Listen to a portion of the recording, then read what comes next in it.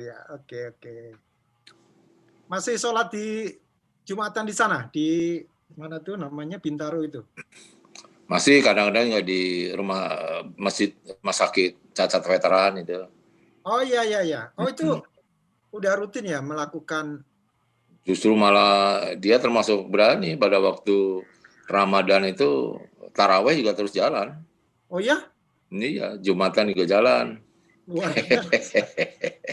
Top, Waduh, top. hebat hebat. Ya ya. Jadi Mas Gatot apa ini kegiatan? Kegiatan ada ya macam-macam termasuk ini apa? Ada satu proyek yang masih perlu diselesaikan di apa? Oh, Untuk coaching lah gitu. proyek apa itu? Ya ini sebetulnya team building tapi ada lanjutannya dengan coaching gitu. Jadi ya. Tapi Keren tidak dong. lama lagi sih mestinya sudah gitu. Januari harus selesai lah. Akhir tahun ini bahkan. Apa institusinya apa yang meminta? BUMN. BUMN. Oh, gitu ya. Selamat malam Bu Eni. Selamat malam juga Pak Averus. Alhamdulillah. Selamat malam Pak Gatot. Terima kasih Pak Eri, Pak Tatang, Pak Fatim, Bu Eni, Pak Gugus. Selamat malam. Mohon izin bergabung Bapak Ibu sekalian. Luar biasa. Senang sekali nih. Akhirnya Pak Virus bisa bergabung nih. Udah lama kita nggak jumpa nih Pak. Iya maaf. Kalau pagi memang ini agak padat susah tuh. Oh. Ini kebetulan baru kembali ya karena besok. Ini juga baru ada ini saya baru pindah tugas Pak. Baru pindah tugas. Di mana sekarang? Masih di Menpan. Tapi Masya Allah. Di deputi. Di deputinya beda, pindah kan tadi saya di sekretariat, sekarang di deputi, kedeputian. Apa kelembagaan? Deputi RB. Oh RB, wah cocok. Iya. Keren. Akuntabilitas. Ya, baru pindah jadi ada transisi. Baru kemarin kan hari Senin ya. Oh baru Senin. Jadi ini sekarang masih dilantik. Jadi masih transisi jadi. Masya Allah. Eselon juga, eselon nambah dong ya? Naik. Kurang. Berkat doanya Bapak Ibu. Alhamdulillah. Berkat doanya Pak Gatot. Masya Allah. Habis Bapak ini dedikasinya tinggi sekali sih. Luar biasa nih. Kita harus berkat bimbingan Pak Gatot, Pak Eri. Bantu terus nih, bangun budaya.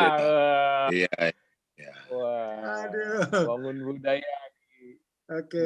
Kantor kami. Ini Pak Eri sekali-sekali diundang tuh Pak Averus di Kemenpan. Insya Allah. Siap. Cocok nih kalau ngobrol sama Pak Averus cocok nih. Karena Pak Averus punya cita-cita lembaga budi ya. Luar biasa. Kita bangun sekolah ini ya. Masih ingat saya. Kalau sekolah budi pekerti. Gitu ya Pak. Pekerti. Cocok nih ngobrol sama Pak Eri cocok banget nih. Benar. Aduh, luar biasa nih. Selamat malam Pak Istanto Urip. Selamat malam Pak Gatot, selamat malam teman-teman semua. Selamat malam Pak Istanto. Alhamdulillah bisa gabung. Alhamdulillah. Ya, senang nih. Banyak yang baru juga. Selamat malam juga Mas Wibowo, Mas Bowo. Malam Mas, Assalamualaikum. Waalaikumsalam warahmatullahi wabarakatuh. Terima kasih loh Mas. Menyempatkan diri bergabung. Pak Gugus. Siap. Malam Pak Gatot. Malam. Ya. Besok libur jadi agak santai. Kenapa Pak? Besok kan libur Pak Gatot. Oh besok libur ya? Iya. Saya sudah tiap hari libur jadi lupa Pak kapan. Sama Pak Gatot. Pak Virus di Menpan masih Lupa ada nih Pak kapan Jaka ya? liburnya nih. Gimana? Pak Jaka, Pak Jaka Sutisna. beliau udah pensiun. Oh, udah pensiun Udah ya? lama Oh. Pak Jaka. Waktu itu terakhir dia deputi kelembagaan Pak Gugus. Iya. Deputi Dulu partner saya kelembagaan. dulu pernah berpartner dengan beliau saya, Pak. Wah, luar biasa. Berarti linknya langsung ketemu sama orang-orang hebat kolaborasi. Saya dulu di Kementerian Perhubungan waktu beliau di Menpan, kami ngerjakan kantor organisasi kantor wilayah perhubungan zaman itu kan. Iya, betul. Ya, udah kelembagaan. Iya, beliau udah kolonial Pak kita. Iya, ASDM yang menangani ini ya Pak ya, perekonomian waktu itu. Betul, Pak, iya. Masuk di dalamnya. Iya. Saya generasi saya mesti banyak masukan dan pandangan dari teman-teman yang udah duluan luar biasa. Selalu merendah nih Pak Virus nih. Selalu humble. Wah, cocok nih ngobrol sama Pak Eri nih. Pak Eri juga sosok yang humble Pak Virus. Jadi perlu ngobrol-ngobrol, ngopi-ngopi ya. Kalau nggak pandemi kita ngopi-ngopi ya Pak ya. Iya tentu. Selamat malam Bu Seni, Bu Syifa, Bu Eni, Pak Adi Kurnia, Pak Rahyudin, Bu Fatim. Ibu atau Bapak ya kalau Fatim?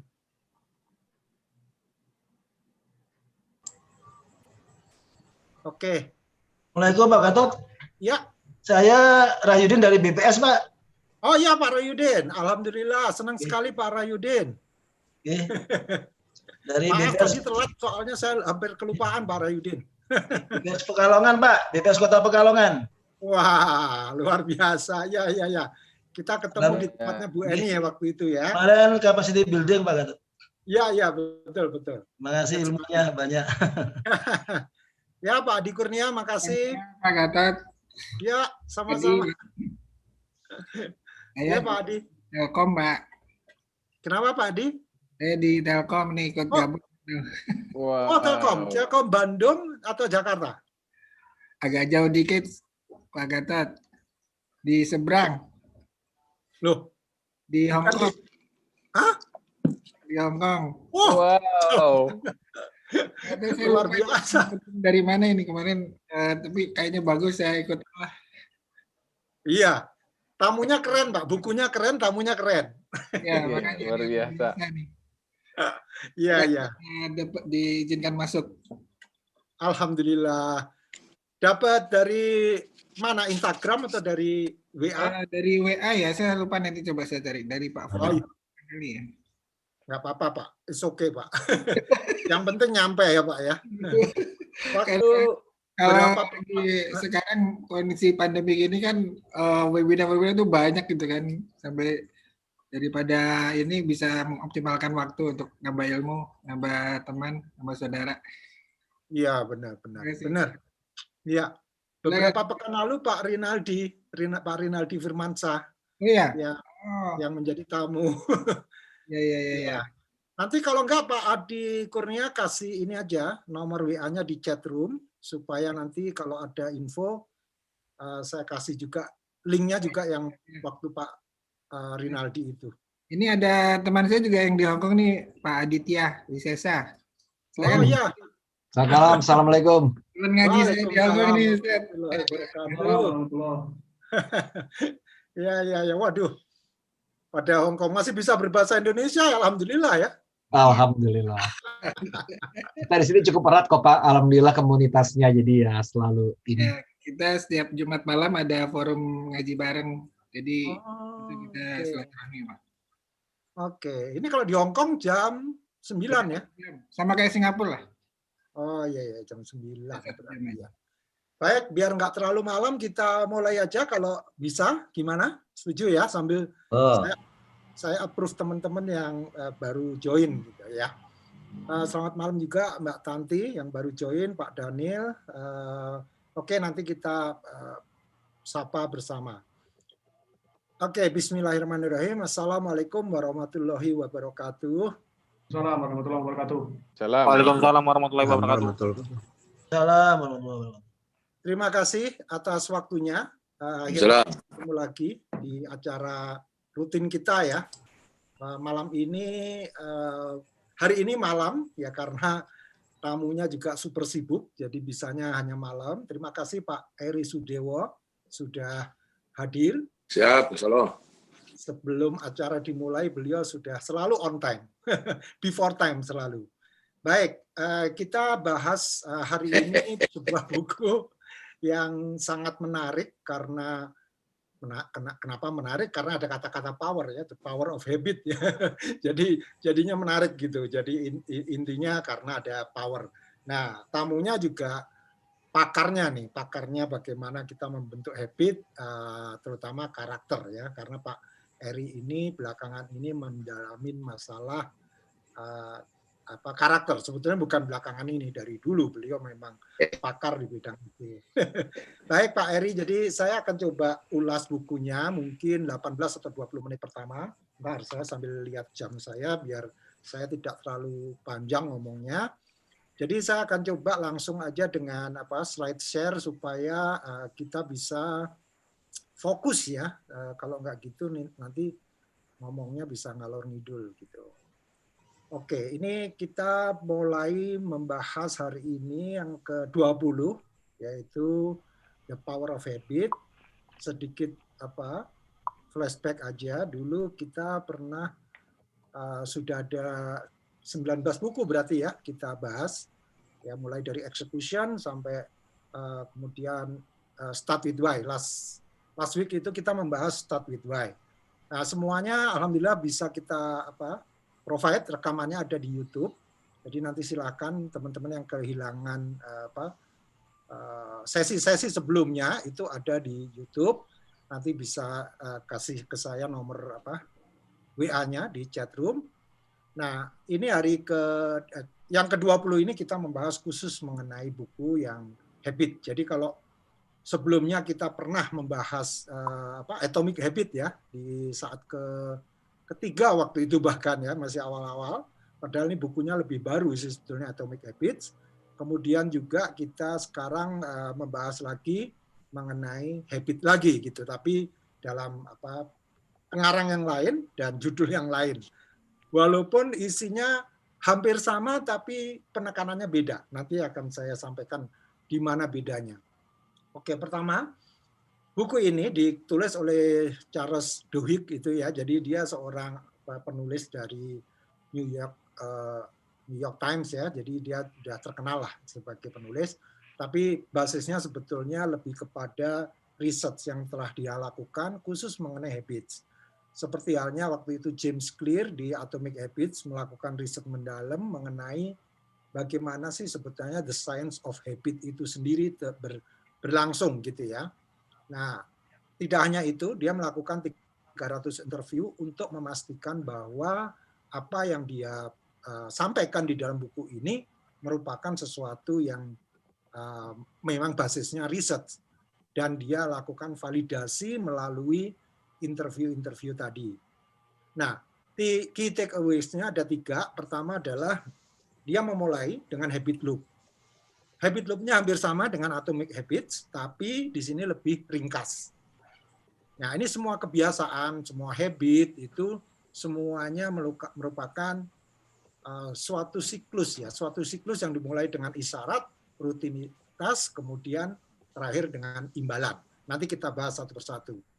Kemudian yang kedua, take away-nya adalah apakah kebiasaan bisa berubah? Jawabannya tentu bisa. Ya, dan ini ada hukumnya, the golden rule of habit change, dia bilang.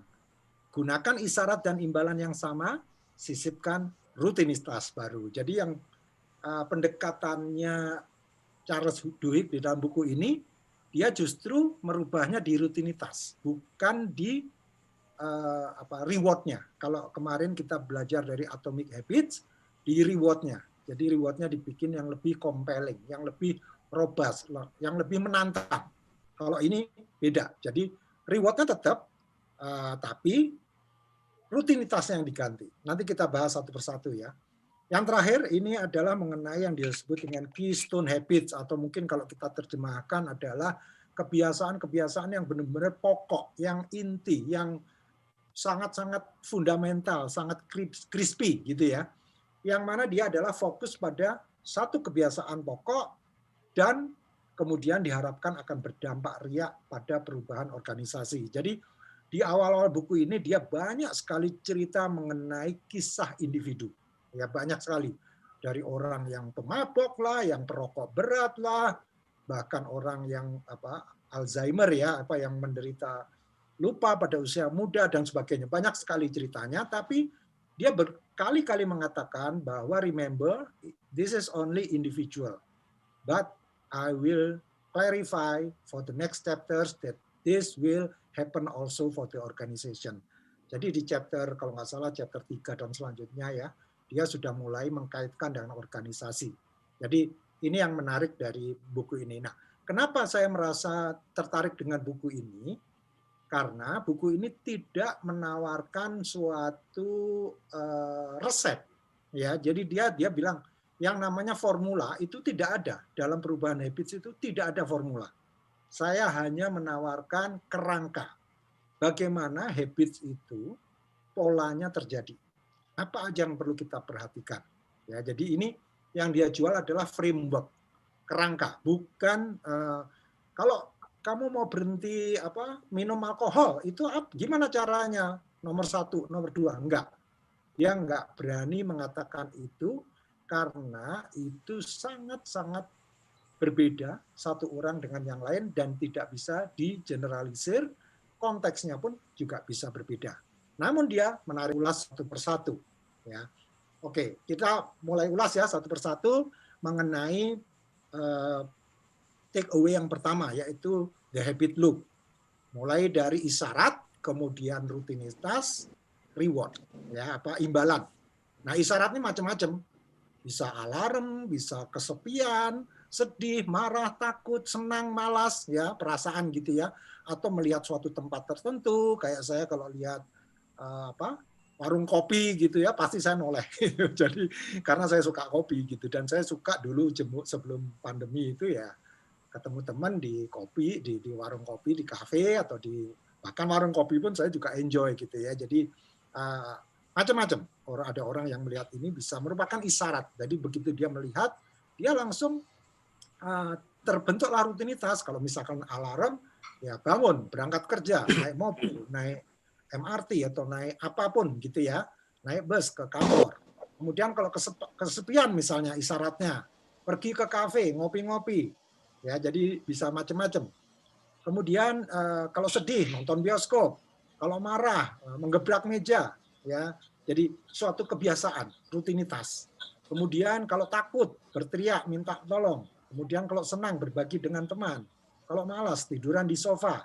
Nah ini bermacam-macam. Ya, dan orang juga bisa satu individu yang sama, isyaratnya sama-sama malas, tapi bisa aja rutinitasnya bukan tiduran di sofa, tapi dengan olahraga atau dengan yang lainnya. Jadi ini merupakan contoh aja supaya kita mudah bagaimana menggunakan habit loop ini. Nah kemudian yang terakhir adalah apa imbalannya. Ya, jadi kalau kita sudah melakukan rutinitas ini, misalnya kalau kita kerja dapat gaji, dapat promosi, kemudian dapat rasa rileks kalau kita pergi ke kafe, ngopi-ngopi, kalau kita pergi ke nonton bioskop, terhibur, kemudian kalau kita gebrak meja, orang yang marah tadi terlampiaskan marahnya, kemudian berteriak minta tolong, itu untuk rasa takut tadi ya, kemudian rasa senang dan merasa segar kalau sudah misalnya tiduran di sofa. Sangat mudah, jadi tidak usah kita menggunakan suatu framework yang sangat kompleks ya. Jadi ternyata habit loop itu sangat sederhana sekali. Nah sekarang bagaimana rumusnya ya, the golden rule of habit change itu apa yang perlu kita lakukan? Pertama ini, jadi kalau kita lihat gambar Q itu isyarat ya, kemudian rutinitas, kemudian reward, imbalan. Kita harus gunakan isyarat dan imbalan yang sama. Ya, kita rubah rutinitasnya. Di sini bedanya dengan atomic habits. Kalau atomic habits, if you want to change your reward dulu. Jadi apa yang Anda inginkan. Ya, jadi ini perbedaannya. Tapi dua-duanya ternyata punya merit, punya alasan yang kuat, dan dua-duanya bagus. Menurut saya ini pun kalau saya baca satu persatu, kisah-kisahnya luar biasa sekali. Nah, kisah pertama yang dia contohkan adalah seorang coach. Dia benar-benar pelatih tim football ya, footballnya Amerika mungkin rugby itu ya, semacam rugby gitu. Namanya Tony Dungy. Dia menetapkan isyarat dan imbalan buat para pemain, namun menekankan pada repetisi terhadap rutinitas baru yang dilatih berkali-kali hingga menjadi otomatis. Jadi saya ibaratkan begini, kalau orang sudah terbiasa dengan rutinitas tertentu, jadi misalnya ya, yang namanya isyarat dan reward itu, misalnya bunyi alarm ya, bunyi alarm safety misalnya ya, kebakaran kalau kita lagi di gedung gitu ya, ada bunyi, kemudian ada reward. Rewardnya apa? Kita harus aman kan. Kalau isyaratnya udah jelas bunyi alarm tadi. Nah, rutinitasnya apa? Banyak orang yang nunggu-nunggu dulu kan. Maksudnya ada yang nunggu dulu deh 2 menit. Jangan-jangan itu cuman ini sekedar false alarm gitu ya. Atau cuman fire drill gitu ya. Jadi ada banyak sebagian besar orang bahkan itu cenderung santai pada saat menerima isyarat bunyi fire alarm tadi. Nah, yang dilakukan oleh Tony Dungy ini dalam konteks permainan sepak bola, dia menetapkan rutinitas baru. Jadi karena saya bukan ahli bola ya, jadi dan di situ nggak disebutkan, misalkan gaya merebut bola seperti apa nggak disebutkan, tapi caranya dia menekankan bahwa rutinitas baru itulah yang dibiasakan. Ya, karena baru harus diulang-ulang terus. Misalnya tadi kalau saya ibaratkan kayak bunyi alarm tadi, dibiasakan misalkan Anda sebagai safety person ya di suatu perusahaan, Anda latih tim Anda atau karyawan Anda semua, begitu dengar bunyi langsung tinggalkan apapun yang ada di ini menuju ke master point, misalnya seperti itu. Ya, jadi rutinitas baru ini belum terbiasa, Anda lakukan berkali-kali. Jadi yang namanya isyarat dilakukan berkali-kali dan rewardnya udah jelaskan bahwa kita pengen semuanya selamat. Ya, nah rutinitas baru yang dilakukan berkali-kali inilah yang diterapkan oleh coach Tony Dungy ini, dan hasilnya luar biasa. Kenapa saya bilang luar biasa? Karena dalam sejarah, saya lupa nama klubnya apa, tapi di klub yang dia pimpin ini, orang yang melakukan istilahnya teamwork dalam permainan bola itu, dia katakan begini, kebanyakan tim bola itu mereka bukan tim. Mereka hanya sekumpulan pemain yang bekerja sama. Nah, saya bingung, maksudnya apa ya? Gitu ya. Kan yang namanya teamwork kan harus kerja sama, ternyata bukan. Yang nama teamwork itu tidak sekedar orang bekerja sama, mereka individualnya punya emotional connection satu dengan yang lainnya. Nah, itu menarik sekali. Ya, jadi di contoh ini cukup panjang cerita mengenai Tony Dungy ini karena memang ujung-ujungnya yang namanya team spirit itu justru dibangun karena emotional ties diperkuat oleh rutinitas baru yang dilakukan. Jadi misalnya nih ya, kalau disenggol ini oleh lawan main, kita harus ngapain ya? Misalnya kalau biasanya nonjok balik atau ini dilatih misalkan menghindar atau dilatih tersenyum, misalnya seperti itu. Dan itu tidak hanya sekali, terus-menerus diulang-ulang sama si Tony Dungy. Nah, untuk meringkas ceritanya, karena memang ini saya baca dulu luar biasa sampai istilahnya berbes mili kalau orang Jawa itu ya.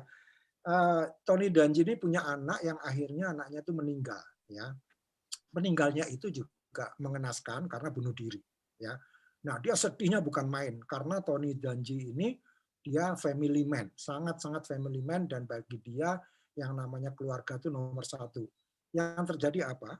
Setiap pemain yang ada di klubnya dia itu share emotional feelings yang tidak sekedar simpati, tapi empati yang benar-benar luar biasa. Sehingga apa?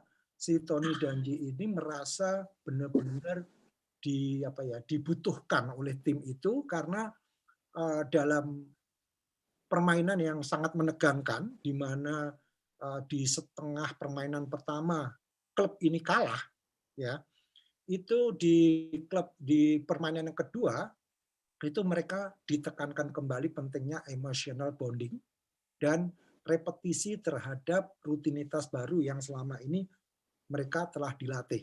Dan ditambah lagi, karena Tony Danji ini baru kehilangan anaknya yang masih usia muda, kalau nggak salah 20 tahun gitu ya, itu dia merasa bahwa mereka berjuang demi menyenangkan Tony Danji ini gitu ya.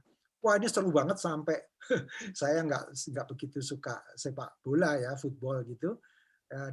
Dia bilang gini, 60 seconds in football is golden gitu. Jadi 60 detik terakhir pun itu diperjuangkan sampai akhirnya benar-benar tim itu menang.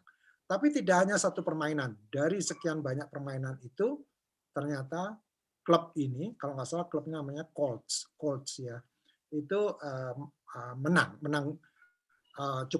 cukup telak gitu. Maksudnya dalam 1 tahun bermain itu kalau nggak salah 38 menang, 4 kali kalah kalau nggak salah. Ya, jadi ini luar biasa. Ini yang pertama. Yang kedua mengenai orang yang namanya Bill Wilson. Ya, jadi saya nggak perlu uraikan panjang lebar, tapi intinya begini. Bill Wilson ini sebetulnya seorang peminum berat yang sering mabok. Ya, sampai suatu ketika dia sadar bahwa itu suatu hal yang buruk. Ya, saya lupa kenapa dia akhirnya bisa sadar, tapi akhirnya dia benar-benar berjuang untuk menghentikan kebiasaan mabuknya dia. Dan yang menarik, kemudian dia membentuk suatu lembaga nirlaba gitu, namanya Alcoholics Anonymous. Ya, nah yang menarik lagi, di situ dijelaskan bahwa seorang alkoholik itu bisa sembuh. Syaratnya adalah mereka harus yakin dulu. Jadi memang mindset-nya harus benar dulu, bahwa yakin mereka bisa sembuh dari ketergantungan terhadap alkohol. Ya. Nah, untuk meyakinkan itu, ternyata yakin saja tidak cukup. Mereka harus dikumpulkan dengan orang-orang yang dulunya juga pemabok, tapi udah sembuh. Jadi harus ada komunitas. Ya. Nah, yang dia tekankan di situ, di AA ini, Alcoholics Anonymous ini, di situ ada 12 langkah pengobatan.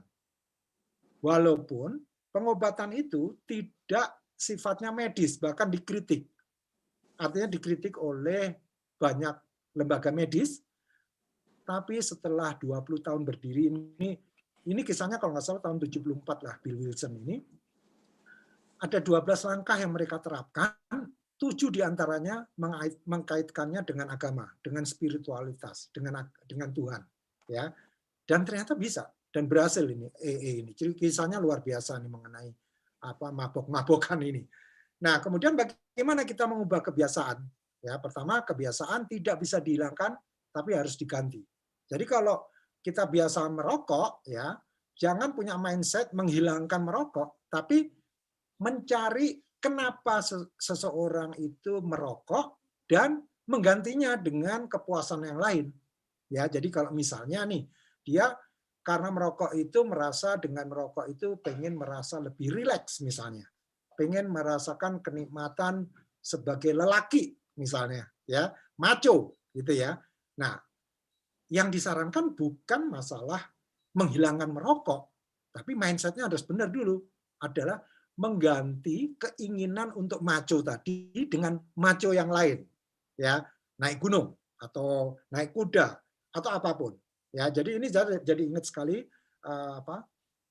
Ustadz Subhan Bawasir itu pernah menekankan gitu, bahwa kalau kita mengharamkan sesuatu, jangan katakan itu haram dulu, yang penting kamu harus bisa mengajak orang itu untuk alternatif lain sehingga dia meninggalkan yang haram. Ya, jadi ini menarik sekali ini. Jadi kalau mau dikaitkan dengan kebiasaan buruk yang dikaitkan dengan agama juga bagus sekali.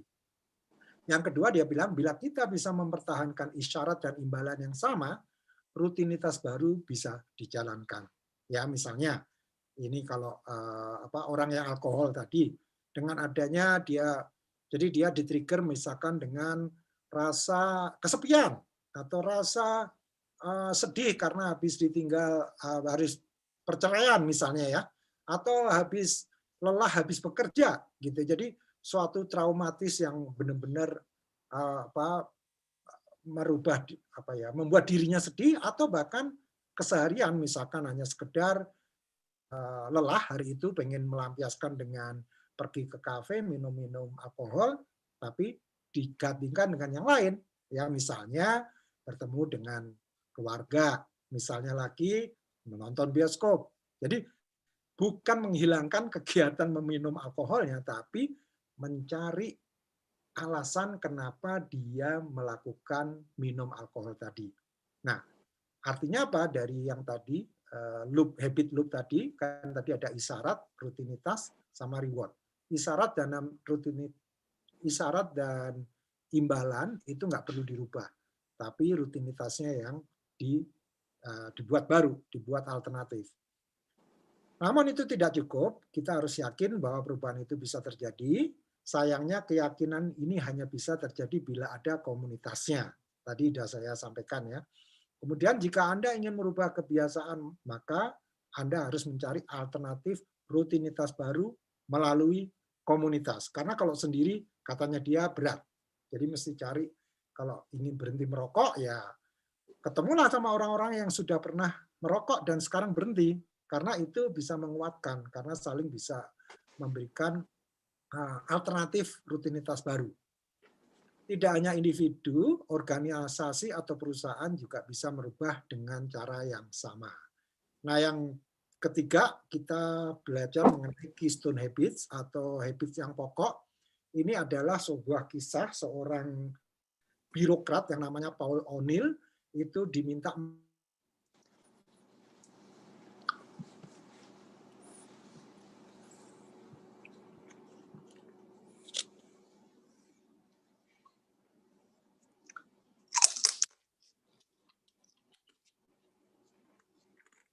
dengan habit of excellence.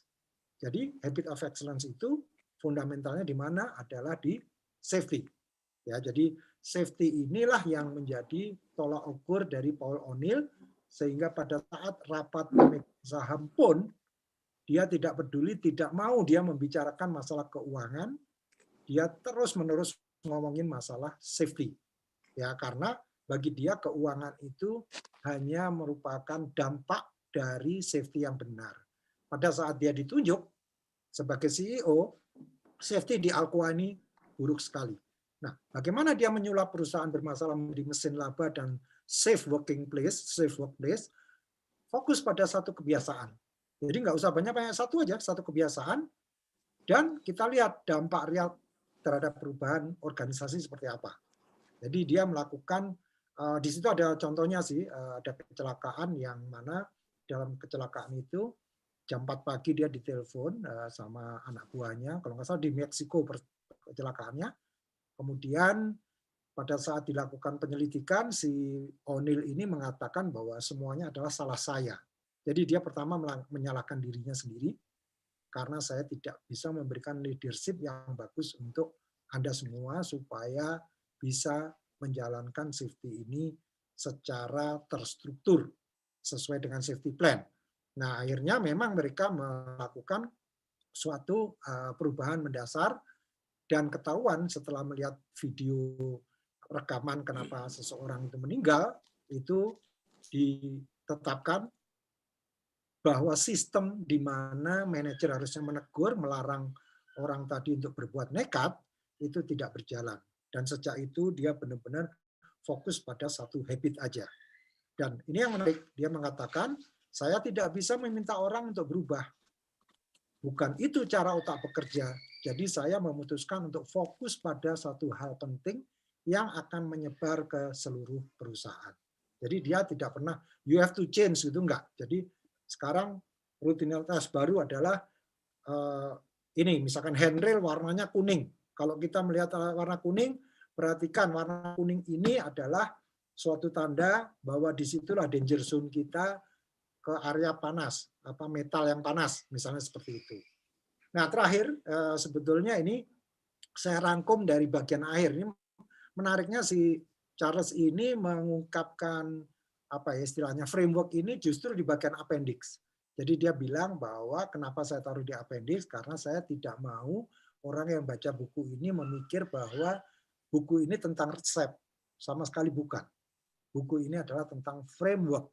Ya, pertama framework untuk apa? Untuk merubah kebiasaan. Ya, misalnya ini isyarat, kemudian rewardnya apa, imbalannya apa, dan rutinnya apa, ini adalah orang pergi ke kafetaria. Jadi misalnya pada jam-jam tertentu, misalkan 3:30, ini pada saat jam kerja, kebiasaan orang itu selalu ke kafetaria, karena dengan itu dia merasa lega. Gitu ya. Jadi ini yang dia pakai sebagai contoh. Nah, kita harus identifikasi dulu. Yang diidentifikasi apa? Rutinitasnya, yaitu pergi ke kafetaria.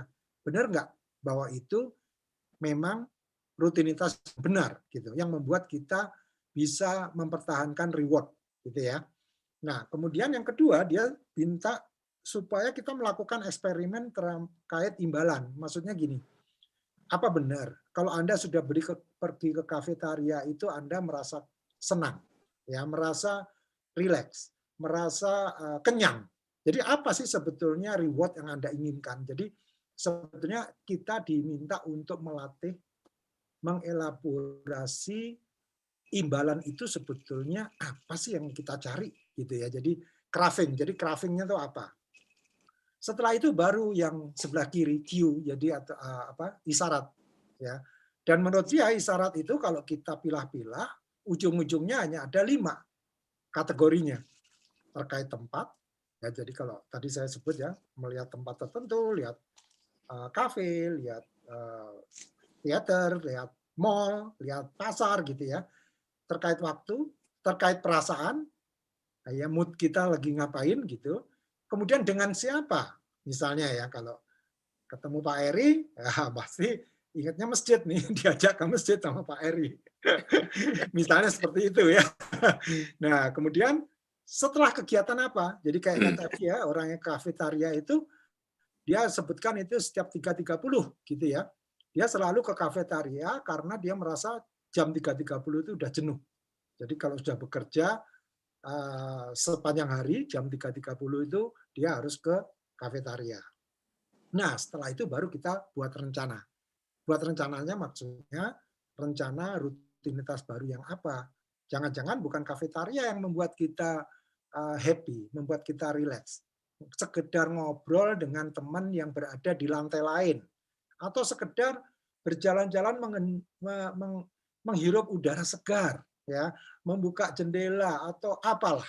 Ya, jadi ternyata rutinitas itu yang perlu kita cari penggantinya apa, supaya kalau ke kafetaria itu kan ada efek sampingnya kan, artinya kalau dia beli makanan ya jadi gemuk gitu ya. Mungkin perlu dicari lainnya apa. Nah, ini quote dari dia. Jadi ini dia katakan bahwa change might not be fast and it is not always easy. Jadi menurut dia nggak selalu mudah. Ya, jadi perubahan yang namanya kebiasaan itu sulit sekali. Tapi dengan usaha, dengan waktu, ya, menurut dia semua habit, semua kebiasaan itu bisa dibentuk ulang. Ya, jadi ini statement dari dia, sengaja saya ambil yang paling menurut saya paling mengena ya, karena memang judul buku ini Why We Do What We Do in Life and Business. Ya, jadi kita harus fokus di sini. Ini relate dengan yang kita bahas kan lalu, Start with Why We Do What We Do. Itu Simon Sinek menekankan hal ini. Nah, sekarang kita akan coba kupas mendapatkan tanggapan ya dari Pak Eri Sudewo. Ya, beliau ini luar biasa, pendiri dari Dompet Duafa, kemudian pendiri Karakter Building Indonesia. Banyaklah pokoknya kegiatannya luar biasa. Dan beliau juga menulis buku di Diwe, ya, itu foto saya ini dengan beliau tanggal 16 Mei tahun 2017 ya di Institut Harkat Negeri waktu itu di Tirtayasa. Nah, di buku ini saya minta tanda tangan beliau. Beliau menulis ini bagus sekali ini. Saya pindahkan di sini. Mas Gatot, kompetensi ibarat ilalang. Karakter ibarat padi. Menanam padi pasti tumbuh ilalang. Menanam ilalang mustahil tumbuh padi. Ya, nah kita ingin dengar sekarang dari Pak Eri Sudewo ini pertama apa tanggapan beliau mengenai buku ini?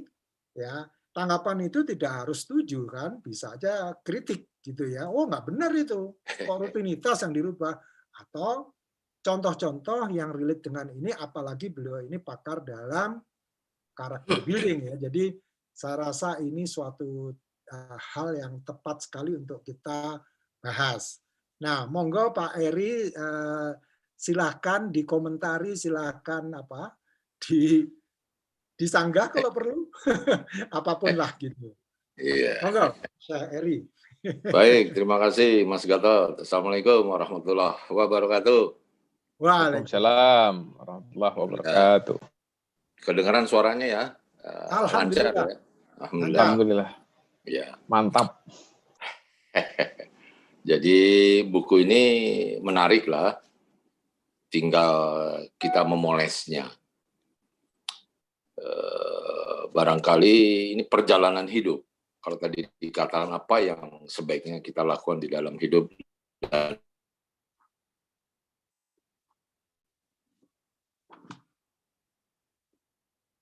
Halo?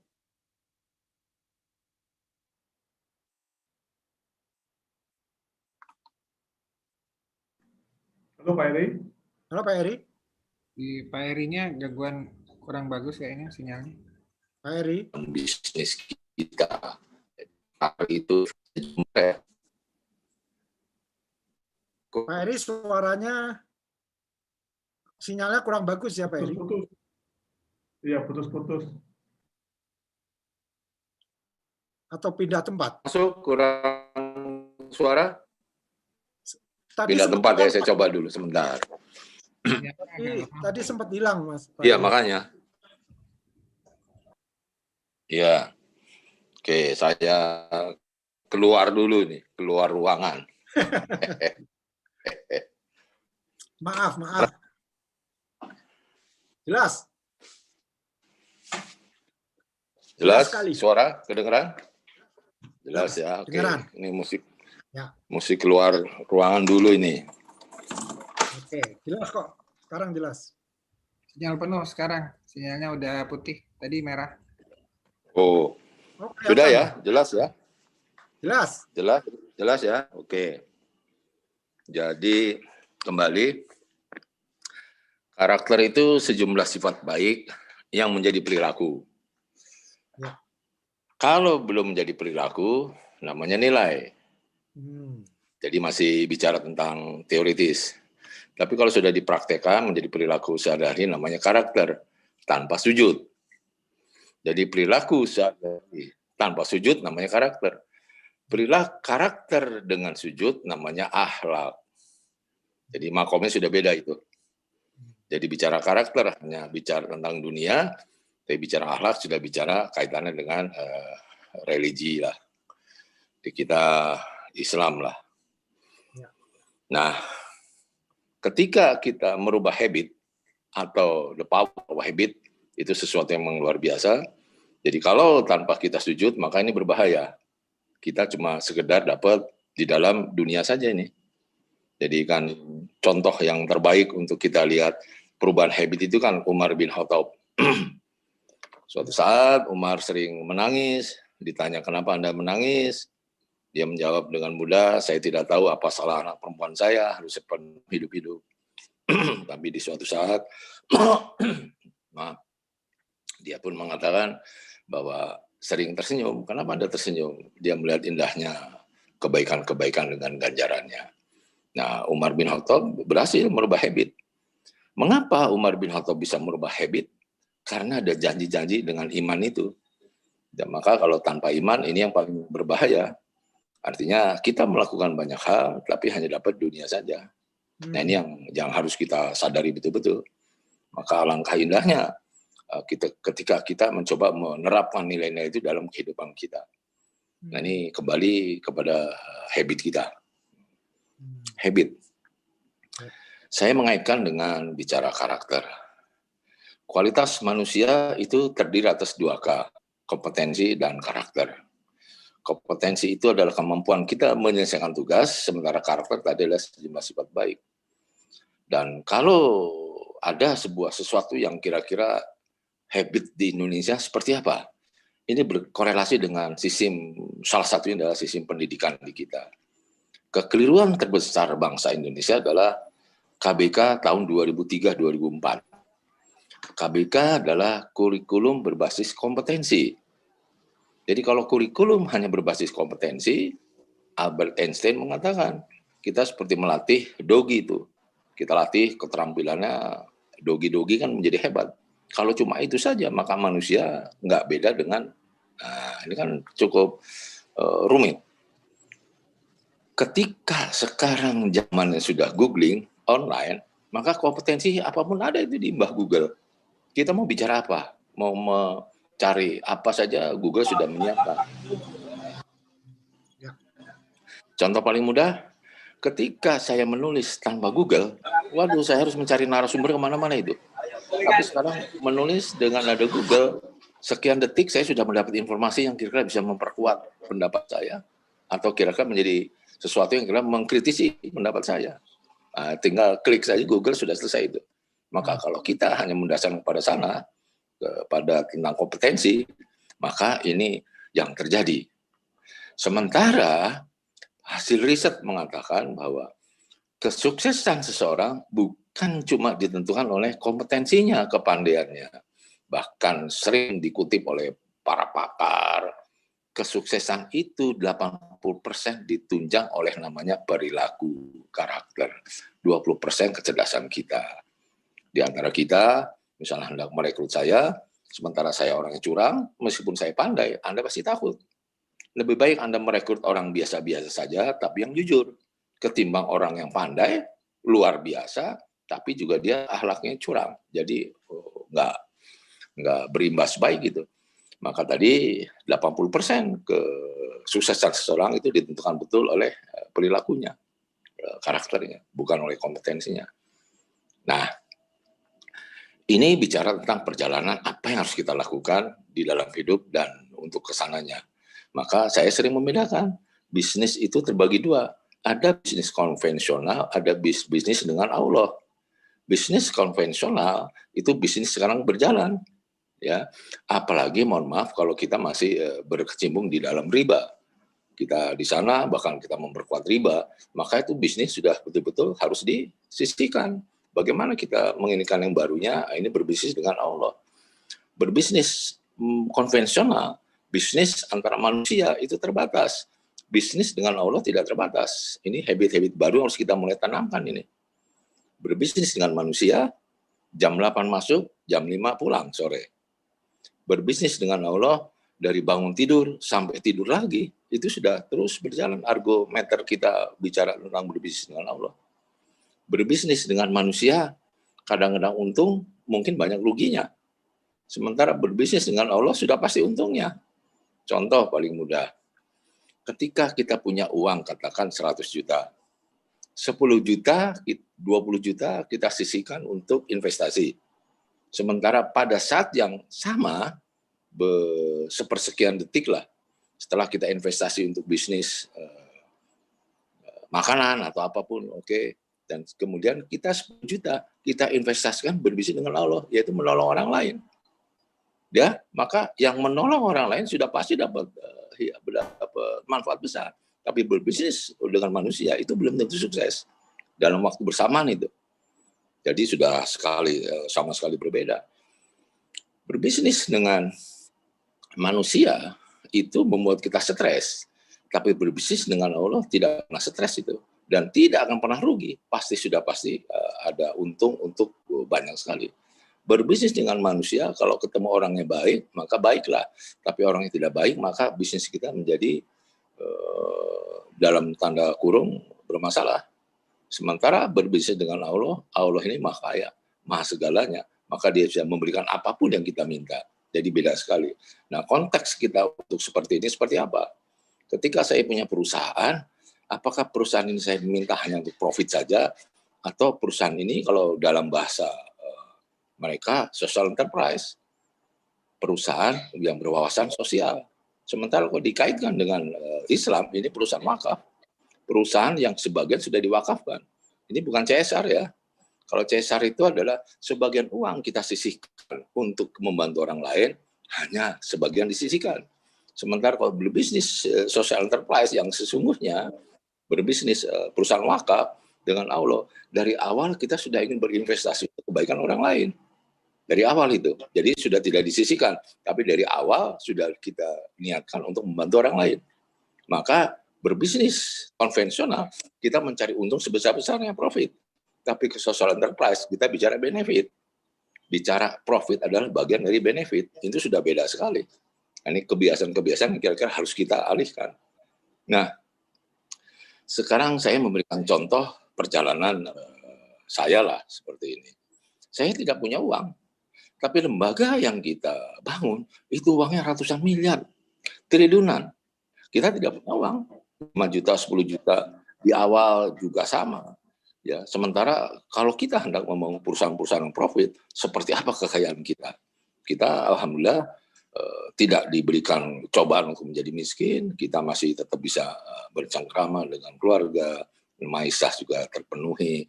Kalau tadi Mas Gatot suka di kafe, ayo sekali-sekali ajak saya, kita sama-sama nimbrung di kafe, kita bisa tetap mengikuti. Tapi kita tidak kaya raya, hanya lembaga-lembaga yang kita bangun, ini lembaga kaya raya. Dan bukankah kalau lembaga-lembaga nirlaba seperti yang tadi Mas Gatot katakan, lembaga nirlaba menghimpun dana masyarakat, ini adalah lembaga paling sombong di dunia. Kenapa lembaga paling sombong di dunia? Lembaga-lembaga zakat seperti di Indonesia mengumpulkan uang sebesar-besarnya kembali kepada masyarakat. Kalau perusahaan modalnya sedikit mencari uang sebesar-besarnya untuk kepentingan stakeholder. Sementara lembaga-lembaga zakat menghimpun dana ratusan miliar dan semua digelontorkan untuk masyarakat, dipotong untuk operasional saja seperti itu. Ya, sudah sama sekali berbeda itu. Gitu. Nah, maka Mas Gatot juga tadi sudah menyinggung DDW ini dompet duafa W. Ini sesuatu yang perjalanan bagaimana kita mengelola lembaga nirlaba, dan 20-30 tahun baru kita bisa membuat yang namanya DDW. DDW itu adalah bicara tentang buku putih dompet duafa. Jadi harus dibedakan buku biru dengan buku putih. Buku biru itu adalah roadmap, cetak biru, blueprint, hendak kemana lembaga kita berjalan. Sementara buku putih itu adalah buku yang bagaimana kita merawat lembaga. Dua hal yang sangat berbeda. Maka ketika kita membaca Toyota Way, kita kebingungan. Kenapa? Karena Toyota Way begitu rigid itu. Dan kelihatannya kompetensinya begitu dahsyat. Kalau kita mohon maaf membaca OJK Way, itu pun masih bicara kasus-kasus yang kira-kira belum ketemu benang merahnya. Kalau kita ingin membaca yang lebih kena, barangkali Honda Way kita bisa tahu. Atau Starbucks Experience. Nah, saya menulis tentang DDW. Saya bedakan antara buku putih dengan buku biru. Apa kira-kira buku putihnya Indonesia? Buku biru Indonesia di zaman Soeharto ada namanya DBHN. 25 tahun pembangunan Indonesia. 5 repelita untuk kemudian harusnya lepas landas. Hanya kita punya problem, maka hal yang kita cita-citakan belum berhasil. Itu GBHN adalah buku biru. Apa buku putihnya Indonesia? Buku putihnya Indonesia itu adalah Pancasila dan Undang-Undang Dasar 45. Inilah yang merawat negara. Negara yang mau maju atau turun, itu tergantung bagaimana kita mengaplikasikan tentang Pancasila dan UUD 45. Sementara sekarang seperti kita lihat, problem bernegara kita, Masya Allah, banyak hal yang tentu membuat kita pening kepala ini. Nah, sementara kalau umat Islam, kita menjadi Muslim, mau ke Amerika, mau ke Eropa, ke sana kemari, itu ada blueprint perjalanan kita.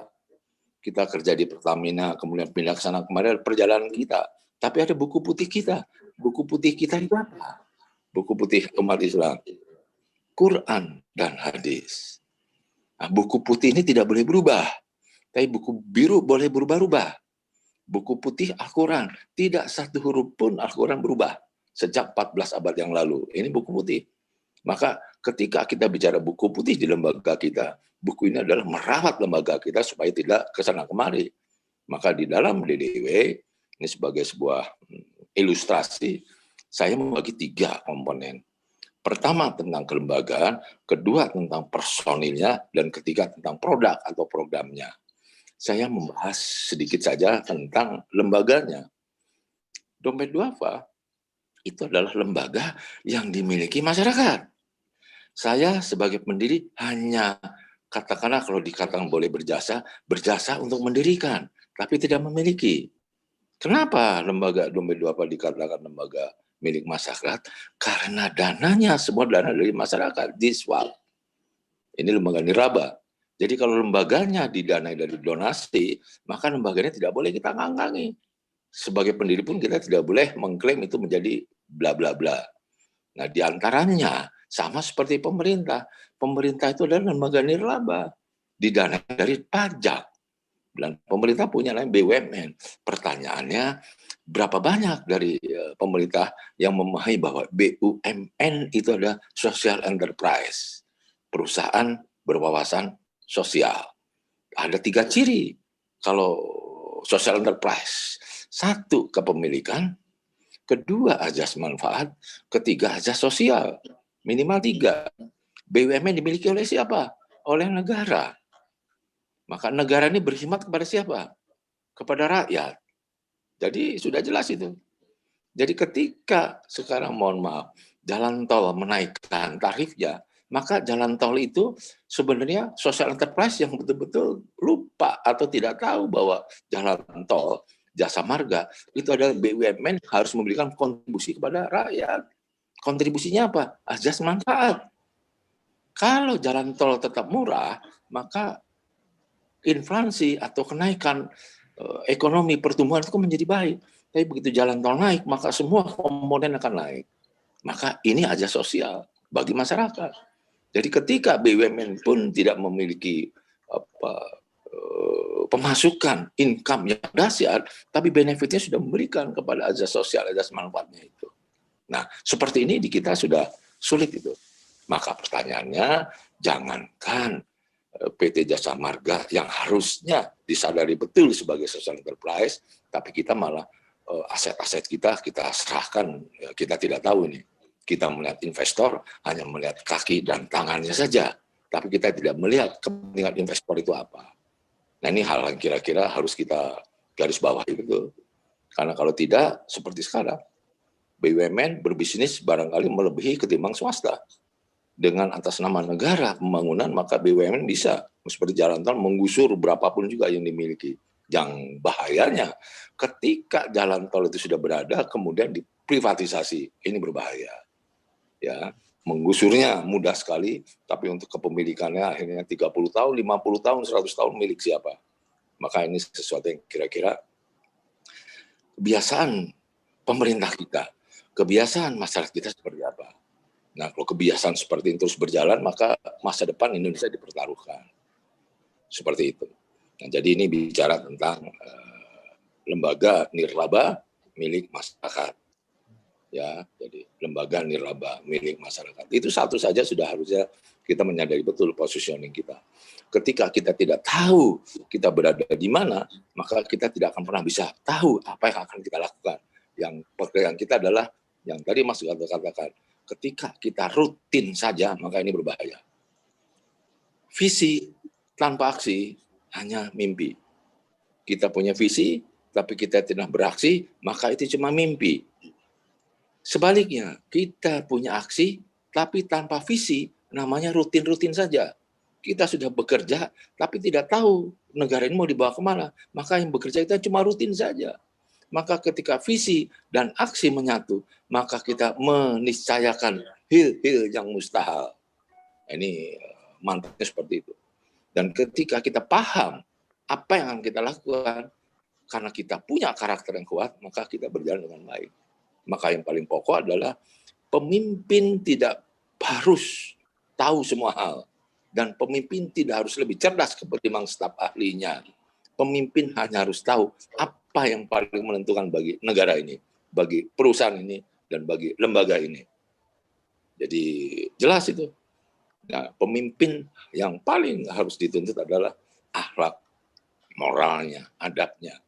Jadi ketika pemimpin tidak tahu malu, pemimpin tidak tahu posisi, maka yang ada adalah rumet itu. Ribetnya bukan main. Dan kita sedih sekarang. Mohon maaf kalau kita menyinggung dari persoalan peta negara ini. Kalau seandainya, misalnya mohon maaf ini, Prabowo dan Sandi mau jadi menteri, kenapa mesti ikut maju jadi presiden? Itu kan menghabisi segala sumber daya kita luar biasa. Maka sekarang kan kalau viral di mana-mana, memilih Jokowi, otomatis juga mencoblos Prabowo Sandi karena sudah jadi bagian. Ini kan sesuatu yang kira-kira menjadi pendidikan kurang pas bagi anak cucu kita. Dia melihat bahwa gaduh politik kita tidak menyelesaikan masalah, memperkeruh masalah. Nah juga yang pendidikan yang kurang baik, ini kebiasaan yang sudah mulai ditradisikan adalah tradisi politik keluarga. Ini kan kita sedih melihat, mohon maaf kalau kita singkap dengan kepedihan kita untuk melihat ke depan, Pak Jokowi anaknya maju, mantunya maju, semuanya berhasil. Ini kan sesuatu yang kira-kira menjadi pendidikan tidak baik buat ke depan kita. Maka kebiasaan seperti apa yang harus kita lakukan? Kalau kebiasaan, tradisi, politik, keluarga semakin diperhebat, maka ini adalah the power of habitnya seperti apa yang terjadi di negara ini. Powernya untuk kerusakan atau memang untuk kesejahteraan? Ini pertanyaan besar bagi kita. Ya. Yang terakhir barangkali yang saya singkap adalah ketika saya menjadi sebuah pemimpin lembaga dan ketika ada anak saudara atau teman saya bekerja di sana sama-sama, ketika kritiknya kepada mereka, mereka pun curang, saya sulit itu untuk mengatasi persoalan. Maka saya seolah-olah tidak tahu atau saya lama-lamakan penanganannya. Satu. Di sisi yang lain, saya punya lawan, orang yang tidak saya sukai. Jadi saya mengincar betul apa peluang untuk menjatuhkan dia. Maka begitu ada laporan, saya segera bertindak untuk mengatasi persoalan lawan saya. Ini kan tidak adil. Nah, di dalam sebuah lembaga organisasi, apalagi negara, hal seperti ini harus sangat diperhatikan. Kenapa? Karena di kebun binatang itu semua binatang ada. Semut pun yang tidak dipelihara, dia ikut ada di kebun binatang dan tidak pernah disaksikan oleh kita. Maka ketika kita hanya memperhatikan gajah dan kita menghabisi monyet-monyet, maka kebun binatang kita sudah tidak lagi indah. Sementara negara kita seperti itu. Maka pertanyaan adalah kebiasaan, the power of habit adalah kembali ibdah binafsik dulu. Kembali kepada diri kita. Memimpin itu, saya sedang menulis sekarang buku, ditanya oleh Mas Gatot, judulnya Cek Kepemimpinan Anda. Pertama, pemimpin itu adalah ibdah binafsik, 2 wilayah. Sementara sekarang yang kita ketahui dari banyak buku, memimpin itu adalah memimpin orang lain. Hampir tidak ada yang bicara memimpin itu dirinya sendiri dulu, harus diperbaiki dulu. Itu pertama. Yang kedua, yang juga harus digarisbawahi adalah saya tidak ingin mengangkat pemimpin yang besar-besar. Saya ingin mengangkat pemimpin yang kecil-kecil itu. Pemimpin yang seolah-olah tidak punya jabatan, tidak populer, dan padahal mereka juga punya hal-hal yang besar.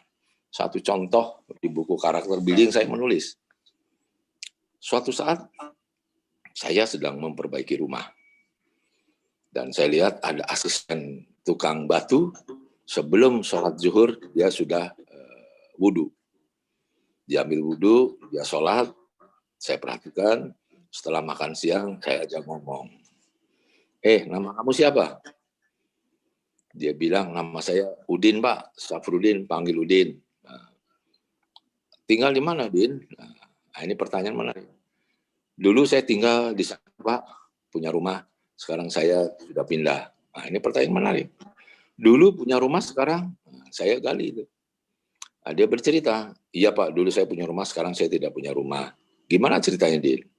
Ceritanya adalah suatu saat adik ipar saya terlibat rentenir. Dari peminjam uang puluhan juta, sudah sekarang 60-70 juta dengan bunganya. Waduh, dia minta bantuan saya, kalau enggak disita rumahnya. Nah, saya lobby lah mertua saya, yang orang tua dari adik ipar saya. Kebetulan orang Betawi. Mertua saya punya 3 kontrakan. Saya lobby, mudah-mudahan 1 kontrakan bisa dijual untuk menutupi utang dari adik ipar saya. Mertuanya jelas menolak. Maka saya bertanya, apa ini gimana terus-terus? Dia bilang, akhirnya saya jual rumah saya, Pak. Rumah saya jual, 70-80 juta, 60 juta saya serang kepada adik saya, sisanya saya pakai untuk kontrak. Saya bengong itu. Beberapa detik saya berpikir, apa pertanyaan dari Udin itu? Kok Bapak yang susah? Jadi, melihat mimik saya susah, dia mengatakan sebut, kok Bapak yang susah? Wah, saya bilang, iya juga, Din. Komentar kita harus seperti apa? Apakah kita istighfar? Apakah kita Allahu Akbar? Apakah kita subhanallah? Atau kita mau mencaci maki? Kalian boleh dibilang bodoh sekali. Di satu sisi dari pendekatan bisnis dengan manusia itu bodoh sekali. Tapi di sisi lain, kalau ini berbisnis dengan Allah, ini dahsyat sekali. Rumah satu-satunya dijual untuk membantu orang lain. Sementara sekarang dia pun sekarang kontrak sana kemari. Ini kan sesuatu yang kira-kira pelajaran penting. Apakah ada pejabat kita seperti ini? Rumahnya 5 atau 7, adakah yang dijual satu untuk kesejahteraan? Kan di mana-mana banyak yang kosong. Nah, ini artinya pemimpin itu tidak harus orang besar. Pemimpin adalah orang-orang kecil. Ya. Ini akhlak, ini karakter. Ada lagi contoh. Ini sesuatu hal yang kira-kira dibiasakan menjadi dahsyat sekali. Sebulan sekali jadwal saya ke Jogja. Di Jogja itu ada orang driver yang biasa menjemput saya. Suatu saat dia bertanya kepada saya, Pak Eri, boleh saya curhat? Oke, boleh. Dia ngomong, memulai curhatnya. Saya kagum sekali dengan ibu saya. Dalam hati saya ya bapak-bapak, ibu-ibu juga kagum lah sama orang tua sendiri. Dia diam, kemudian dia melanjutkan sesuatu yang membuat saya terhenyak, nggak bisa bicara. Ibu saya, Pak, ibu saya itu dijodohkan oleh kakek saya, oleh bapaknya ibu saya, suaminya, yaitu bapak saya sekarang, idiot. Jadi ibu saya diminta menikahi bapak saya yang idiot. Bapak saya yang idiot itu cuma tahunya 2. 1, mencuci baju, dan 2, sholat tepat waktu. Seluruh kebutuhannya, seluruh hidupnya dibiayai oleh ibu saya. Oh, ini kan sesuatu yang dahsyat sekali. Suaminya idiot. Kakak saya 1, adik saya 1. Kakak saya idiot, adik saya idiot. Ketika saya menikah, saya langsung begitu istri saya melahirkan, saya lihat dan saya bertanya, dan alhamdulillah anak saya tidak idiot, Pak. Seperti apa coba lihat? Apakah ini sebuah leader yang dahsyat? Pada orang tidak dikenal, ya, tidak dikenal, tidak punya jabatan, hanya seorang ibu rumah tangga. Coba lihat, leadership-nya hebat sekali. Dia tidak mau menolak apa permintaan orang bapaknya, dan dia sekarang menjalani hidupnya. Sampai hari ini tetap dia merawat suaminya yang tidak memberi apa-apa kepada dia. Ini sebuah kebiasaan. The power of habit-nya adalah sudah lillahi ta'ala. Jadi mudah-mudahan ini langkah-langkah kakinya sudah terdengar di langit ini. Tapi ketika the power of habit kita tanpa ada sentuhan iman, maka hanya dapat tentang dunia saja. Alangkah sia-sianya. Maka saya berharap kita semua harus merubah ini. Merubah segala sesuatu harus kita kaitkan kepada akhir di mana perjalanan kita. Seperti itu. Tapi menarik apa yang digagas oleh Mas Gatot, sudah 20 pertemuan, dan yang dalam menambah khasanah perilmuan kita untuk kemudian kita terapkan seperti apalah. Tapi kembali seperti tadi saya katakan, Memimpin adalah kembali memimpin kepada diri kita sendiri. Kalau memimpin dengan iman, maka itu adalah ibdah binafsi. Tapi memimpin tanpa iman, kita melihat kekeliruan ada di orang lain. Bahwa saya sebagai pemimpin, saya harus menggunakan itu. Jadi ini berbahayanya. Pemimpin dan atasan. The problem Indonesia besar hari ini adalah leader without leadership. Pemimpin tanpa sifat-sifat kepemimpinan. Dia memimpin hanya karena jabatan, hanya karena kekuasaan. Tanpa jabatan, tanpa kuasa dia tidak bisa memimpin. Sementara pemimpin tanpa jabatan bisa memimpin. Pemimpin dengan jabatan akan lebih hebat lagi. Itu pemimpin dengan leadership-nya. Tapi kalau pemimpin tanpa leadership, ini problemnya sekarang kita lihat. Terbentang di depan mata kita. Kita pun sekarang sulit untuk menaruh seperti apa perjalanan kita ke depan. Generasi anak cucu kita seperti apa ya kita bisa menjawab semuanya. Begitu Mas Gatot yang bisa disampaikan untuk menanggapi apa yang sudah disampaikan. Mudah-mudahan ini pas lah klop. Monggo silakan. Ya, nanti saya silakan teman-teman untuk berdialog dengan Mas Heri. Makasih, matur nuwun banget. Ini saya benar-benar ternyuh tadi dengar cerita-cerita, terutama Udin dan driver tadi. Tapi satu hal, mungkin sebelum saya lempar ke teman-teman, saya mau tanya aja Pak Heri, ini masalah suksesi kepemimpinan di Dompet Duafa ya. Jadi maksud saya begini Pak, ini jujur aja, ini mengenai kepemimpinan, tadi disebutkan ada buku putih, buku biru ya. Kira-kira menurut Mas Heri ini ada apa ya istilahnya, ada perubahan mendasar nggak setelah Anda tinggalkan sekian lama gitu Pak? Sensitif ini. Sensitif.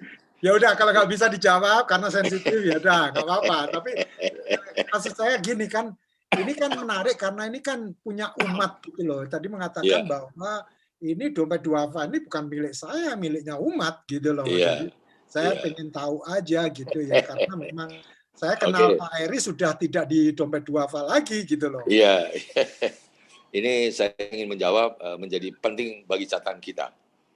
Lembaga bisa diwariskan, kelembagaan tidak bisa. Indonesia bisa diwariskan, keindonesiaan tidak bisa diwariskan. Jadi kalau rumah kita bagi dua, ada rumah tinggal, ada rumah tangga. Rumah tinggal bisa diwariskan, rumah tangga nggak bisa diwariskan. Islam bisa diwariskan, iman tidak bisa diwariskan. Sholat bisa diwariskan, khusyuk tidak bisa diwariskan. Jadi karakter tidak bisa diwariskan. Nilai-nilainya bisa, tapi untuk menjadi karakter harus ibdah binafsi, harus dilakukan. Jadi kita sudah sholat, khusyuknya belum tentu. Nah jadi hal-hal seperti itulah. Ya, Dompet Duafa bisa diwariskan, ke Dompet Duafa tidak bisa. Maka ketika kita hendak merubah pagar, tanya kepada siapa yang membuat pagar. Jadi supaya kontinuitas nilai-nilai itu tetap berlanjut. Nah ketika yang membuat pagar pertama sudah wafat, apakah ada warisan tentang tulisan-tulisan nilai-nilainya? Nah, ini maka anak soleh ini, pegawai soleh nih, kader yang soleh akan mengacu kepada apa yang sudah diwariskan. Tapi kan ada juga yang anak-anak yang bengal-bengal itu, yang kira-kira itu mah urusan yang dulu, yang sekarang saya harus berbuat yang lain lagi. Nah, ini yang harus kita benahi sama-sama. Gitu Mas Gatot. Ya, baik. Ya, terima kasih. Silakan teman-teman di dialog langsung dengan Mas Heri. Siapa mau memulai dialog? Pak Ferus, Pak Adi. Pak Gatot boleh izin. Silakan Pak Adi. Luar biasa nih Pak Heri. Alhamdulillah. Ini mengaitkan antara konsep yang disampaikan Pak Heri dan tadi yang sudah disampaikan di buku Power of It. Jadi kan ada isyarat, rutinitas, dan reward. Sedangkan tadi kalau karakter itu kalau hanya kompetensi, kalau karakter itu nggak ada sujudnya, hanya sekedar duniawi saja. Nah, dari siklus yang di buku ini berarti harusnya ada yang kurang tambahannya. Mungkin kita sisipkan di mana nih?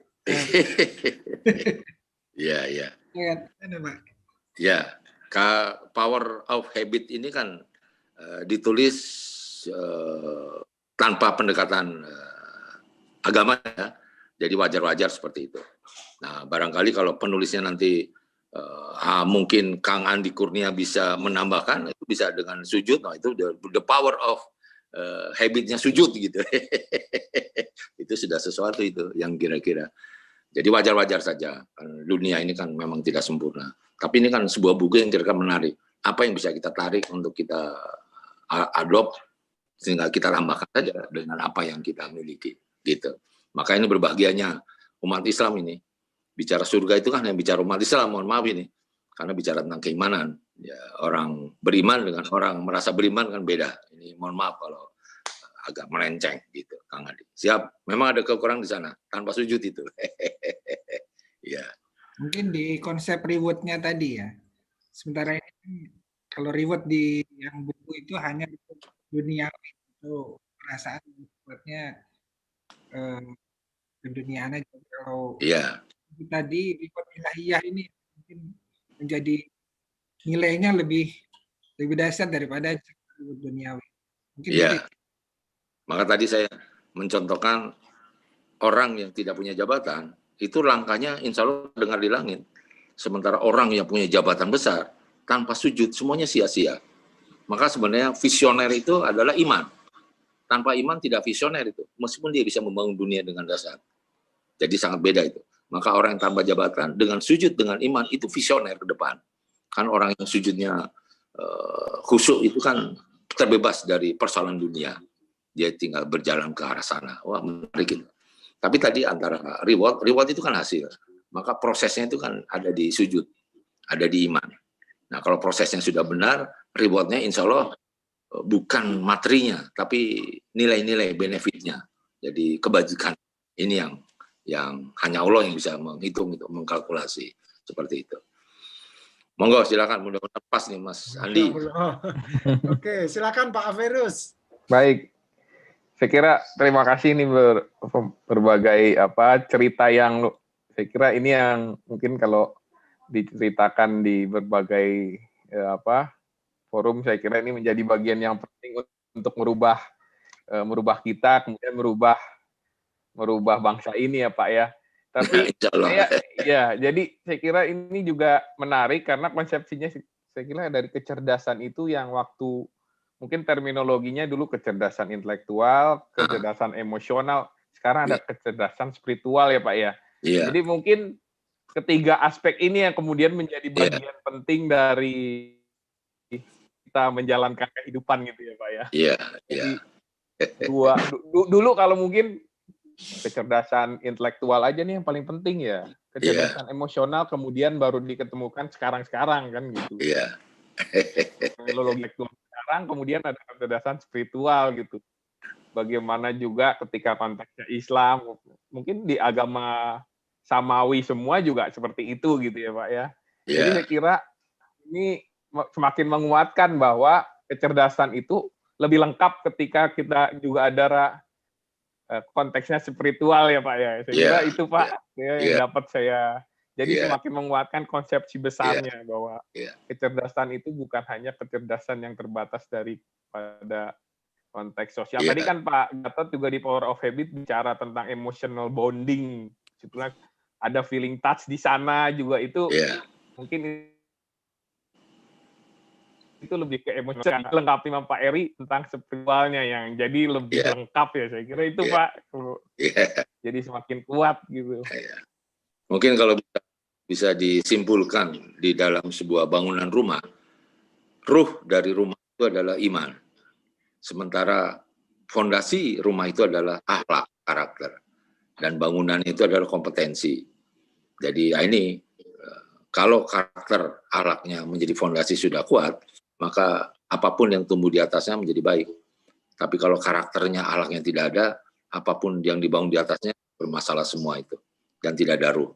Jadi kalau tadi seperti Pak Muhammad Averus mengatakan, sepakat. Jadi ruhnya adalah rumah iman kita, landasan rumah kita adalah akhlak karakter, jadi bangunan itu adalah kompetensi. Maka bicara kompetensi itu kan bangunannya macam-macam. Ada yang apartemen, ada yang istana, ada yang ya begitulah model-model rumah gitu. Mudah-mudahan pas juga ini. Terima kasih Pak Muhammad Averus. Ya. Terima kasih. Ini ada teman saya dari Malaysia nih, Bu Medria sama Pak Adi Tobing suaminya. Ada yang mau ditanyakan, Ibu Medria?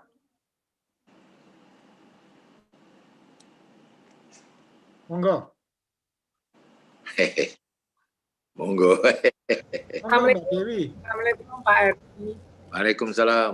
Mau tanya, saya kan, kami kan penggemar setia Dompet Duafa sampai sekarang sejak berdirinya panjenengan di Dompet Duafa gitu. Oh, Masya Allah. Ya, Bu.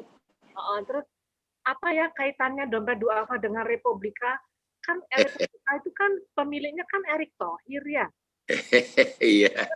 Terus jadi saya nggak ngeh itu, mungkin bisa dijelaskan sekilas. Ya. Jadi Dompet Duafa dengan Republika itu awal tahun 93, Bu. 4 Januari 93 Republika lahir. Ya itu waktu zamannya ISMI itu kan. Iya, zaman saya ISMI. nyumbang 5.000 itu waktu itu. Iya betul, terima kasih Ibu. Dan maafkan itu diikhlaskan saja supaya tidak menyangkut kepada pengelola Republika Tempo Doele itu. Nah itu tanggal 2 Juli 93 Dompet Duafa lahir, 6 bulan kemudian. Nah karena Republika terus terang berdarah-darah, maka diakuisisi oleh Erick Thohir. Nah sampai sekarang dimiliki oleh Erick Thohir. Jadi berubah kepemilikannya Bu. Nah tapi Dompet Duafa lahir dari rahim ISMI melalui Republika, dan ternyata saya malah waktu diminta untuk memilih tetap di Republika atau di Dompet Duafa gitu. Sambil saya bercanda kepada tim yang meminta memilih, give me time 2 years, beri saya waktu untuk berpikir 2 tahun gitu. 2 minggu kemudian atau lupa saya 2 hari kemudian surat ada di meja saya harus memilih Dompet Duafa. Nah, itu kekeliruan strategi manajemen. Karena Republika menghilangkan namanya bukan lagi sayap sosial, tapi mohon maaf kalau saya katakan CSR paling sukses di dunia itu ya Dompet Duafa. Jadi dengan dana zakat, bahkan sekarang Dompet Duafa itu mengalahkan Republika dari segi apapun juga. Dari segi donaturnya, dari segi jelajah wilayahnya, dan dari segi jumlah pegawainya, itu Dompet Duafa dengan bentangan Indonesia sudah ribuan orang itu. Nah ini sesuatu yang kira-kira kekeliruan manajemen. Hanya melihat sesaat saja berdarah-darah dan kemudian meminta saya untuk memilih. Saya akhirnya harus keluar dari Republika. Bedol desa satu kampung itu keluar dari Republika, dan sekarang Republika tidak mendapat apa-apa kecuali cuma histori saja. Nah, ini kekeliruan dari Republika. Tapi itulah yang terjadi sekarang. Tapi dari segi kemaslahatan, Republika tetap mendapat berkah dari perjalanan Dompet Duafa yang terus sampai sekarang semakin eksis. Dan Dompet Duafa itu melahirkan banyak sekali lembaga-lembaga Ibu, termasuk ACT, Aksi Cepat Tanggap, itu juga dilahirkan dari rahim dari Dompet Duafa. BMT, Islamic Microfinance, itu juga dari Dompet Duafa. Kemudian lumbung-lumbung desa, itu juga Dompet Duafa. Jadi dari segi kemaslahatan, insya Allah masing-masing pihak mendapat maslahat lah, mudah-mudahan seperti itu. Terima kasih Bu atas pertanyaannya. Mudah-mudahan jadi clear. Jadi Erick Thohir memiliki Republika, tapi tidak memiliki Dompet Duafa. Kalaupun Dompet Duafa tetap ada di Republika, Dompet Duafa adalah milik masyarakat karena dananya dana Ziswaf, ya, bukan dana pendiri semuanya. Pendiri dulu cuma donasi saja. Pak Parni Hadi sebagai pengawalnya dulu mendonasikan dananya, itu yang kita kita kelola dan kita umumkan ke masyarakat. Seperti itu, Bu. Alhamdulillah clear Pak Ari, makasih. Alhamdulillah. Lagi ini cuman tanya saja. Yeah. Yang Dompet Duafa, gedung yang di Ciputat itu punya Dompet Duafa ya? Iya, jadi gedung yang di Ciputat itu gini Bu, krisis moneter itu kan harga bangunan jatuh semua. Dan ternyata saya dulu mengatakan kepada tim Dompet Duafa, ini krisis moneter jangan-jangan Dompet Duafa tutup buku ini. Dan ternyata inilah hebatnya Islam. Ketika orang normal zakatnya keluar, Ibu, ketika tidak normal sedekahnya lebih besar lagi. Kenapa? Karena saldo Dompet Duafa di krisis moneter 3 kali lipat ketimbang saldo sebelumnya. Dan harga bangunan pada jatuh. Nah waktu itu kita membeli. Kenapa? satu gedung cuma 175 juta rupiah. Dan kita membeli 2 gedung 350 juta. Itu sekarang harganya sudah miliaran. Jadi itu berkahnya doa-doa dari Mustahik, dari Muzaki, seperti itu, Bu. Jadi alhamdulillah. Dan ini tidak dimiliki oleh perorangan, dimiliki oleh asetnya Dompet Duafa atas nama masyarakat Dompet Duafa. Seperti itu, Bu. Alhamdulillah. Alhamdulillah. Sip ya. Masya Allah, luar biasa nih ceritanya. Oke. Ada lagi yang mau ditanyakan, teman-teman? Sambil menunggu pertanyaan lagi ya, saya cuman terpetik terinspirasi dengan pertanyaannya Pak Adi Kurnia tadi. Jadi menurut saya reward itu luas, Pak. Jadi reward kita bisa kaitkan dengan pahala, maksudnya pahala dunia sama akhirat kan. Artinya sebetulnya saya melihat buku ini ya, buku The Power of Habit ini dalam konteks ibadah juga bisa, dalam pengertian begini, kalau misalnya ya jujur aja ada beberapa teman kita yang sulit untuk bangun sholat malam gitu ya Pak ya. Nah tinggal rutinitasnya jadi lihat, oh ternyata rutinitasnya dia melakukan nonton TV misalnya, atau melakukan nonton bioskop, atau melakukan ngopi-ngopi di kafe, ya kan? Nah, nonton Barcelona. Nonton Barcelona atau apapun, dia ganti dengan apa? Olahraga. Supaya apa? Ngantuk habis olahraga misalnya, ya kan? Sehingga jam 10 dia tidur. Karena tidur, qiyamul lail jam 3 enteng, gitu loh. Jadi reward-nya itu dikaitkan dengan reward akhirat.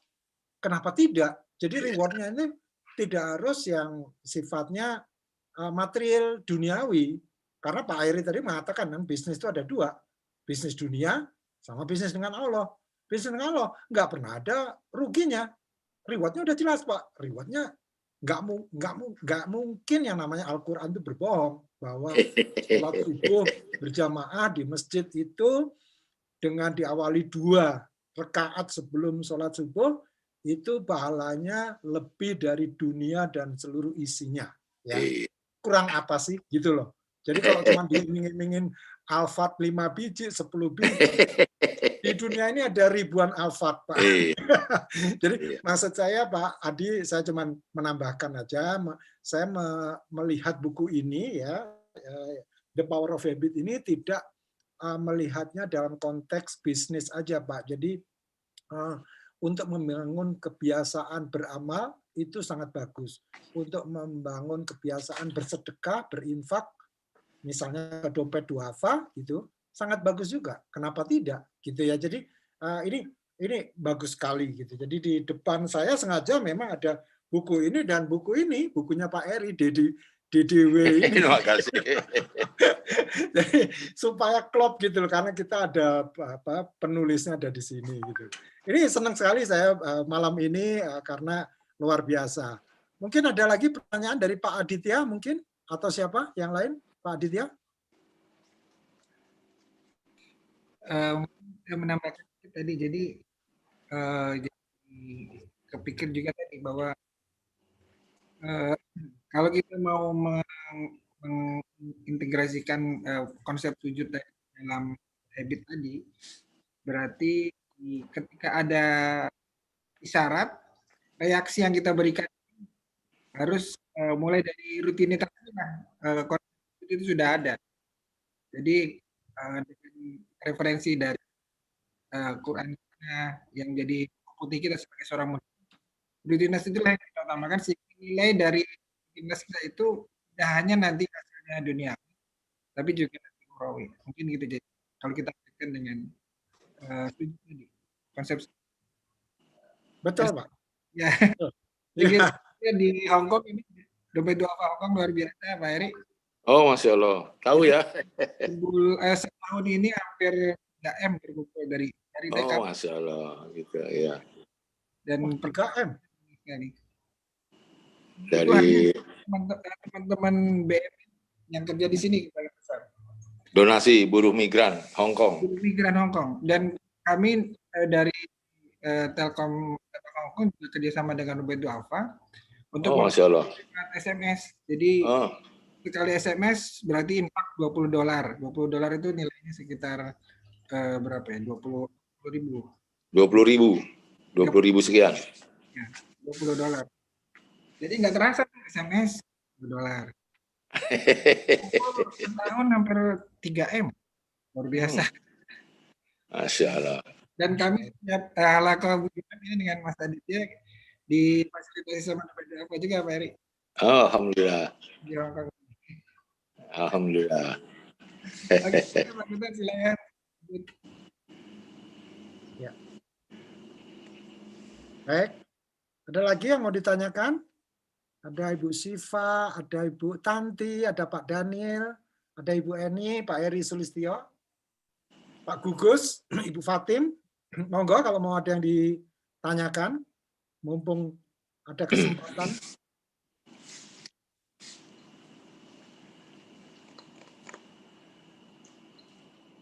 Ada? Oke, kalau nggak ada nggak apa-apa. Jadi sebelum saya nggak tahu nih, apakah silakan nanti kalau ada yang mau tanya. Tapi dari catatan saya ini, saya tadi mencatat banyak sekali hal-hal yang menarik. Sebetulnya kalau suruh merangkum, saya juga bingung karena semuanya memang sudah bagus gitu. Jadi sebetulnya apakah ini saya mampu merangkum, tapi saya melihat ada banyak banget titik-titik yang perlu saya tekankan. Jadi pertama mengenai bisnis yang dikatakan oleh Pak Eri tadi, bisnis itu ya bisnis dengan manusia dan bisnis dengan Allah. Kalau bisnis dengan manusia bisa untung, bisa rugi. Tapi kalau bisnis dengan Allah sudah pasti untung. Ya, tentu kalau kita ada keikhlasan dan kita lakukan dengan cara-cara yang sudah dicontohkan oleh Rasulullah Shallallahu Alaihi Wasallam. Ya. Jadi kalau itu dilakukan, insya Allah kita mendapatkan untungnya itu. Nah, kemudian yang juga hal kedua yang saya catat adalah tentang buku putih dan buku biru. Ya, jadi artinya buku putihnya tadi sudah ditanamkan dari awal sejak didirikan oleh Pak Eri, sehingga begitu kita lihat, mungkin kalau saya tahu buku birunya, jangan-jangan kayak tadi Pak Adi Kurnia mengatakan terkumpul 3M gitu. Itu sudah ada di grand roadmap-nya Dompet Duafa bahwa Hong Kong itu mungkin targetnya 1M, tapi ternyata 3M gitu. Kenapa? Ya karena sudah buku putihnya udah jalannya dengan benar, sehingga buku birunya mau ditaruh berapa aja akan ngikut gitu. Bahkan bisa melebihi. Saya yakin gitu ya. Mungkin kalau dicek nanti di Dompet Duafa, jangan-jangan targetnya hanya 1M atau 2M. Ternyata malah 3M gitu. Karena buku putihnya udah benar. Ya.